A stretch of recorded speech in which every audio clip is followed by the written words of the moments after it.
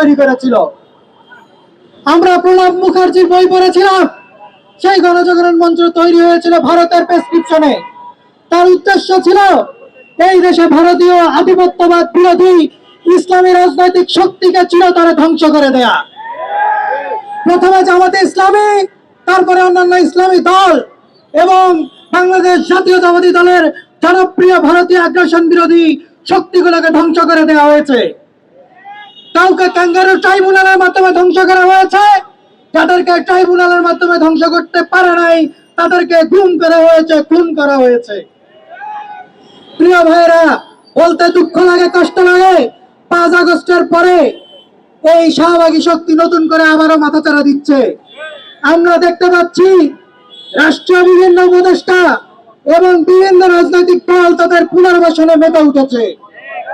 আমরা দেখেছি যারা শেখ হাসিনাকে তৈরি করেছে, শেখ হাসিনার মতো ফ্যাসিবাদী শক্তিকে তৈরি করেছে, 17 বছর এই বাংলাদেশকে কারাগার বানিয়েছে, সেই ফ্যাসিবাদী শাহবাগী শক্তিকে আবার তোষণের রাজনীতির পথ বেছে নিয়েছে।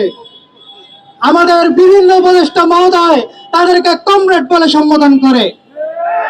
আমরা বলতে চাই, সতর্ক করে বলতে চাই, আমাদের রক্ত নিয়ে হোলি খেলে যারা এই দেশের তৌহিদি জনতাকে, এই দেশের মানুষকে হত্যা করে শাহবাগ কায়েম করেছিল, তাদেরকে পুনর্বাসনের কোন ষড়যন্ত্র এদেশের মানুষ মেনে নেবে না।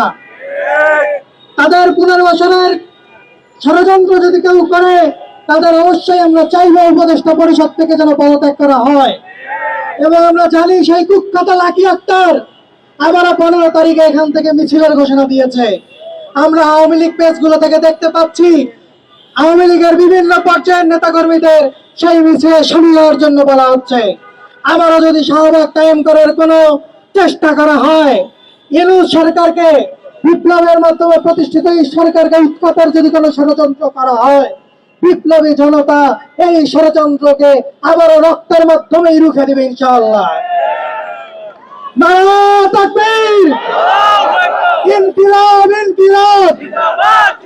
আসসালামু আলাইকুম।